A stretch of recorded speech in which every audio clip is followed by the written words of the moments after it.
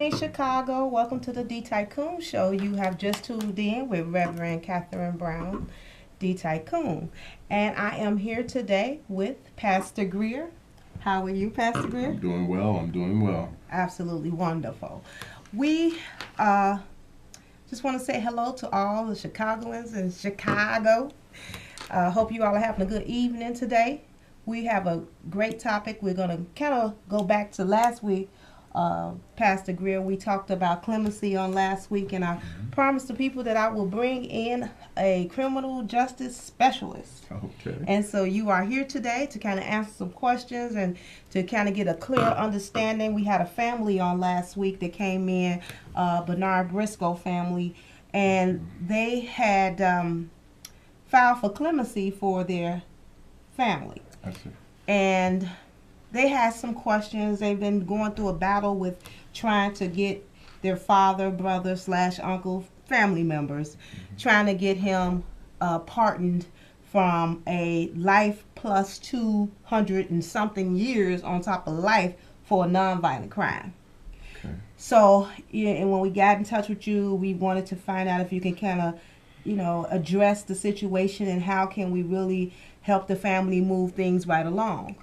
And for anyone that's, I see people are calling already, you have questions, let's try to put those questions around the clemency, and we're going to let you go ahead and address that as well.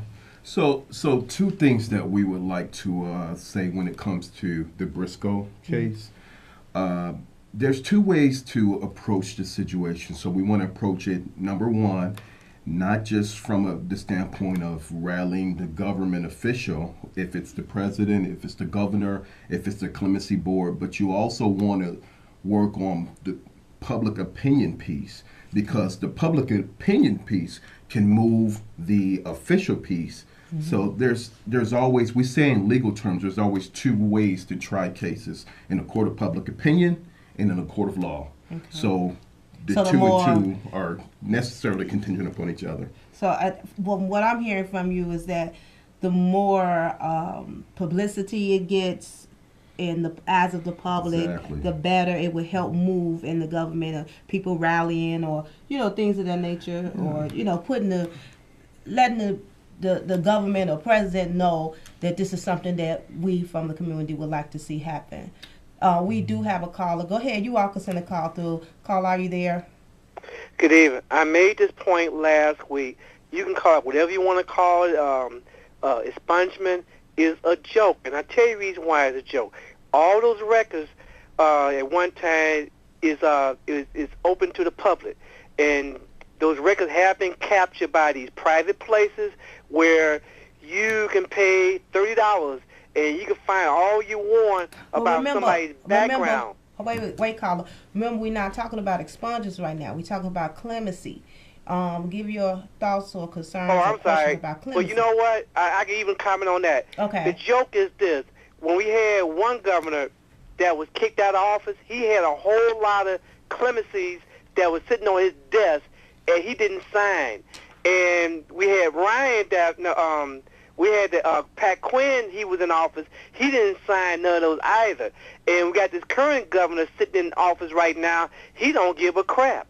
Well, Howard Morgan was signed to be free. Remember Howard Morgan? He was brutally mistreated. And he was just a few hours away from being executed. Right. He had to spend 10 years in jail before he got his clemency. Right. And But Pat like Quinn I said, did it on you his got way all out the those door. sitting on the governor's desk. Yeah, And for ever a long since time. Gorsuch had been sitting in, when he was sitting in office, he didn't sign none of them.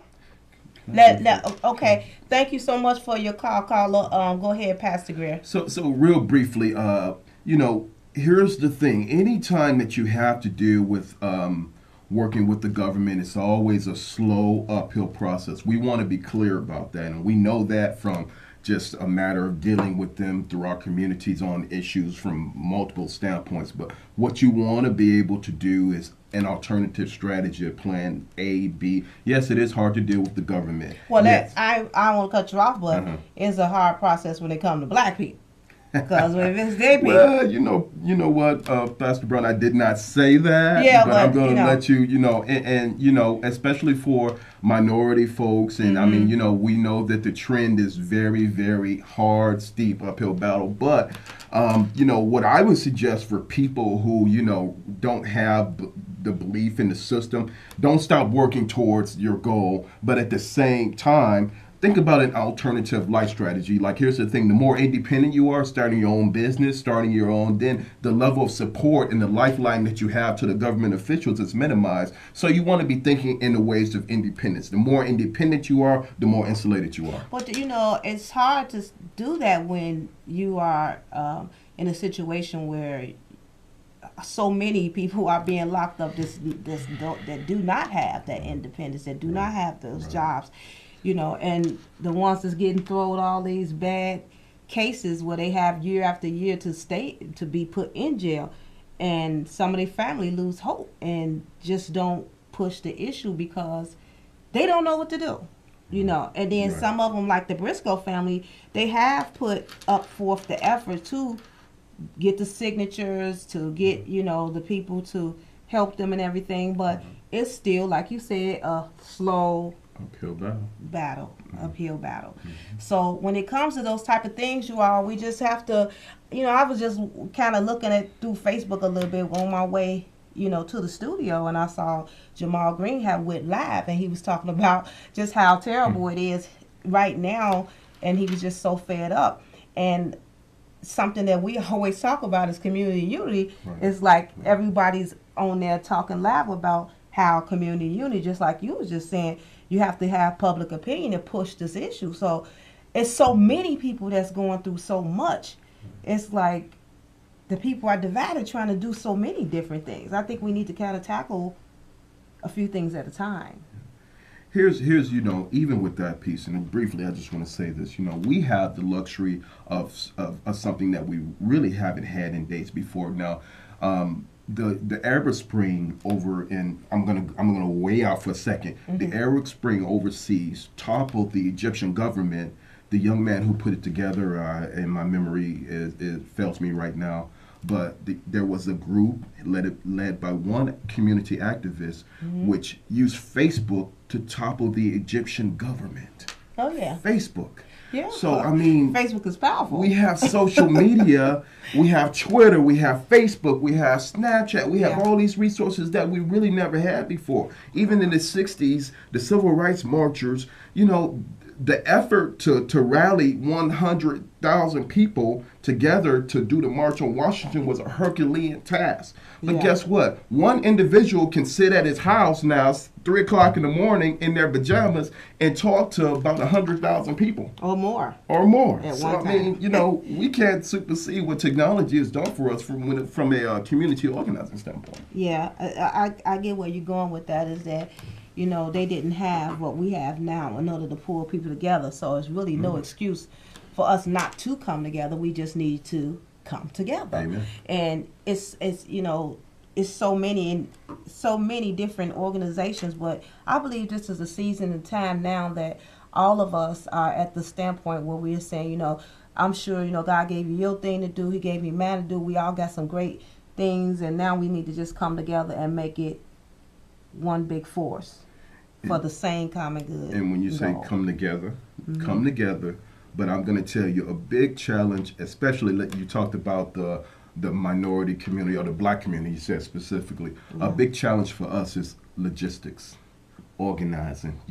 We want, Tom Smith or Tyrone Smith can't be the organizer, can't be the person who talked to the media on the front of the magazine in a silk suit. We got to be able to set up a comprehensive team, be able to delegate people. One person be the media representative, one person be the public relations, one person. We really have to think about how to organize to a higher level, and that's going to help us out in the long run a lot. So pretty much what you're saying, teamwork make the dream work. We have another caller. Got to do it. Caller, are you there? Dr. D Tycoon, I want to ask your guest, how much do you think it has something to do with money? Because people are making money off of people's misery. When you look at how much money it costs to keep somebody behind jail, opposed to educate them. And prisons, we know prison is not about rehabilitation no longer. Oh no. Mm-mm.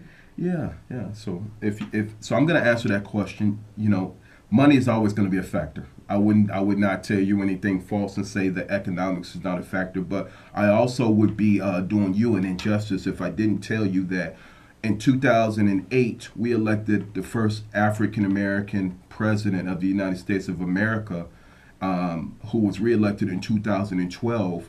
And not that 2008 has significance, but the 2012 was more significant because that millionaire, which he was a millionaire, Barack made his money off of his book sale, right? That's how he made a lot of his money. So individually, he is a millionaire, but that millionaire went up against billionaires in 2012. I think it's worthy of highlighting that. And the Koch brothers, with in 2012 back the Republican Party, and I can tell you they knew for a fact that they had that election won. And what happened was David Axelrod, David Plouffe, Barack Obama's team, very good strategists, did what they did in 2012, which was rally the community. They got $5 donations, $2 donations, $10 donations, small increments, and guess what? The people won. They won over billions and billions of dollars in wealthy billionaire tycoons. So I'm saying that this paradigm can be repeated time and time again. We just got to know how to do what? We got to know how to press that motivation button, motivate people. So I hope that, and I think another thing that this caller, that was a good point that you made to him, but I think one of the things he was saying, do you feel like in Chicago that this was making a big factor, the money, you know, with Rom and all, like some people, you hear them say, well, Rom probably want to leave, but he can't because he's signed too many deals with the devil. So he can't go nowhere. Well, actually, you know what? No, yeah, he won't go anywhere, but he is a lame duck mayor. You know, and and it is working. It is making a difference because guess what? We had a very entrenched police chief who is no longer with us, right? We had a very entrenched state's attorney who's no longer with us. So yes, it is making a difference. What is making a difference? I missed that. People coming together. Oh, okay. I thought you were saying Rob making a difference. I was like, what city is he in? No. Okay, I just want to get that clear. Hey, power to the people is a very serious concept. Yes, it is. Well, I apologize. I thought you were saying Rom has made a big difference. So that well, he is making a big difference because he's helping the people come together and understand that we need community unity now. Yep. That's true. Right? You're right. Those are my words. Community unity now. You better know it. So, we got another caller, so I'm going to go ahead and take a call. Caller, are you there? Go ahead. Yes, and good evening. And to the gentleman, he just said something very pertinent to everything what it said, and that's called motivation. Yes. You know, at one time, the African-American neighborhood was allegedly supposed to be stronger than the Hispanics. Well, now it's been a flip. The Hispanics seem like it's stronger than the African-American community. Number one of the reasons why we don't vote. We don't want to participate. Only thing we want to do is just talk, have everything given to you. The others know how to fight. They stick together. They fight. That's just like in the service, and it's 10 people all together fighting their butts off, and the other 100 is running away. You're going to be overcome by those 10. But again, we must learn to stick together. We must learn to vote. We must learn to speak for each other instead of keep on trying to tear each other down. You hear a lot of mess about money. Well, money is a good thing for us, I'm concerned. And, you know, I don't want to be poor or broke. I like to have something. I like to have something for my family. That's what life is about. And people want to knock you because you got something. That's crazy. Only thing you have to do is try to earn it, work for it, and it will come. And everybody's not meant to be millionaires or middle class. Sure. You are what you are. You ain't going to get no better. That's just the way it goes. But you need to take what little you got and do the best you can. Listen, that's a good show, too. And let me get out there and start your response. And thanks for taking the call. No problem. Thank you for calling. That was some good comments right there. Yeah. I agree. I think that the people now are motivated. They just don't have what you was talking about with Logistics, logistics coming together and organizing, and but they're ready now. You know, They're they ready. like, I'm sick of this, I'm tired. Chicago is just fed up with what's going on. You know, Ron talk about building a new Chicago. Building a new Chicago and ain't no people in it. What's the purpose of that? You got a lot of pretty buildings, but there's nobody here to enjoy Chicago. And I do see you all calling callers. I'm gonna go ahead and take another call. Caller, are you there? Yeah, I was listening to the comments that the gentleman had made, Mm-hmm. and it caused me to think, and I've kind of changed the way I think. Just two quick comments. Number one, in terms of Barack Obama, name one thing Barack Obama has done for black people. Now, black people were the ones that put him in office, and when he had the chance to elect or to select a black Supreme Court justice, he didn't do it. He didn't select a black woman. And black women were the largest group that helped put him in office. He selected a Jewish candidate. He selected a Caucasian, a Latina woman, but he didn't select a black woman. He hasn't done anything for black people. But the thing that really kind of caused me to change my thinking, when the gentleman talked about our voting, right? Think about this. The gentleman mentioned how the state's attorney is gone and how the police superintendent is gone. Well, yeah, sure, they're gone, but look what else has gone. Black Lives Matter. During the time that we were having the uprising here in Chicago and all of the protesting and things like that, they have a selected list of people that are targeted to be removed to keep the populace down. So, yeah, Anita Alvarez is gone, and the police superintendent is gone. But so look at the fact that we have no activism at this point. So those moves were targeted to quell the people and keep us down. And my final comment is this. I don't believe here in Chicago, because think about it. There's only 6 or 7 areas where all the killing is taking place in Chicago. 6 or 7 areas. But guess what? It's been the same 6 or 7 areas for 40 years. They've had 40 years to control 6 or 7 areas. And you mean to tell me, with the military police state that we live in, they can't get control of 6 or 7 geographic areas? Of course they can. You're right. They don't can't get want control. to. They don't want to get control. Thank you so much, No, caller, ma'am. for calling. So I appreciate that. They don't want to get control, because you can. Here's another piece to that, you know, and you said a lot. You probably said in your commentary, you probably said about 3 or 4 different things. But you know, we can talk about Barack Obama. We can talk about, you know, what this person isn't doing and that person isn't doing. But you know, let's look internally in our own community, in our own block, in our own neighborhood, and let's have some self accountability too. You know, everything, every opportunity. Every challenge has an opportunity. It's the equal and opposite effect. And, you know, we can spend a lot of time accessing blame, pointing fingers, but, you know, I say let's spend that time developing concepts, developing civic organizations, talking to community organizations, and working together in order to affect, and a lot of the energy that you have, because Carla, you had a lot of energy and it seems like you have a lot in your spirit. I would say, you know what, if you're not organizing, I would say start organizing, and maybe you can put together your own campaigns if you haven't done so in order to affect change. Or become a part of the campaigns that we have going now. There it is. We Amen. need people to, you know, add to everything we got started.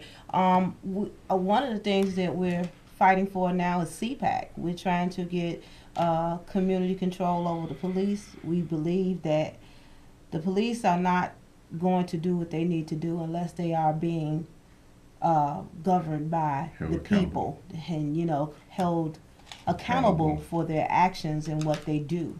You know, a lot of people know that I'm a victim of police brutality, and I'm fighting even now. And just now that I'm thinking about it, you all be sure to watch tonight on CBS Channel 2. There's a part 3 to my story. Wonderful. The part 2 part where the same officers, they young men was watching TV, and they got in touch with us and let us know that, hey, I'm those young men that she staged a robbery. So, you know, it's more and more coming out on these police officers that is doing things that is just not proper. And it's just not the police. It's the whole justice system. They doing what they want to do when they want to do it. And like Pastor Greer was saying, it's time to organize. We are starting at Kingdom Life Center. We're getting ready to do a Million Moms March.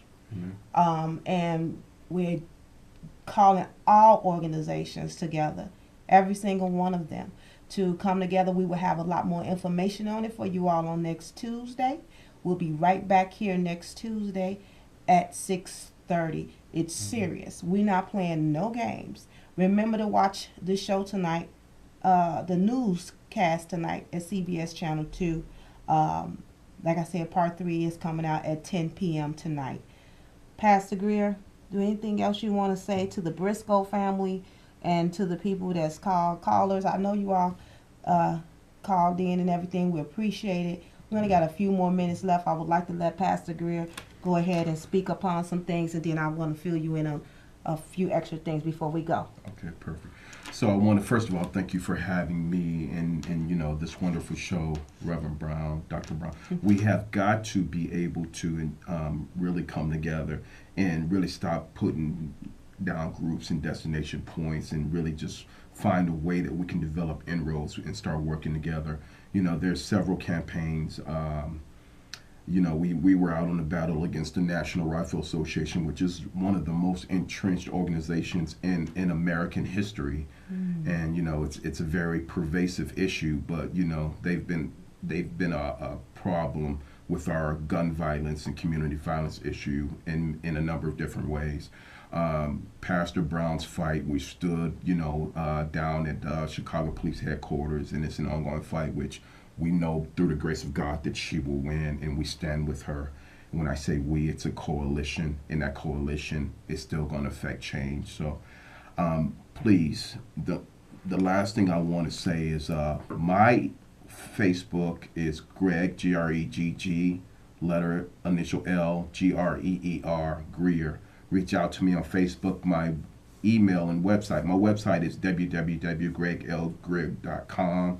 Participated in some of the most historical civil rights campaigns in America, modern today. Tamir Rice, we overturned the youngest person executed in U.S. history. We're on the forefront of Chicago violence, standing behind Reverend Brown, and we're going to implement change. But the last thing I want to say is, if we stop our motivation, if we say that we're not going to, if we have a defeatist mentality going into these campaigns and these projects, we're going to lose. So what I say is that where there's a problem or an obstacle, there's always an opportunity. So we need all hands on board. We want to stand behind Pastor Brown. I am standing with her. We're going to watch tonight in the 3-part sequence, and we're going to continue working to affect change in Chicago. Pastor, can you tell the people the name of the organization that you're the president of? Yeah, I am the president of the Chicago Southern Christian Leadership Conference, and my affiliation as the equal president is Freedom First International. Freedom First Southern Christian Leadership Conference, which is the organization started in 1950s by Dr. King and the legendary ministers from the SCLC. Okay, thank you so much for everything. I just want to wrap up with saying, we are going down to the headquarters. I got a phone call from Eddie Johnson, the superintendent, and the phone call didn't go too well, y'all, but I'm going to get back in his face again on June 16, 2016 at 6:30 p.m. He going to have to give us some answers, and this time I'm coming deep with a whole bunch of folks, and they going to be not as in folks like that, but people. And they going to be making noise because there's organizations that just don't play. So I'm inviting you to come, 3510 South Michigan, and that is June 16th at 6:30 p.m. We will rally, then we'll have our press conference. Okay, so we're looking forward to seeing you all. Come out there. Have an awesome day, Chicago. Evening, Chicago. See you next Tuesday, 6:30. Bye-bye.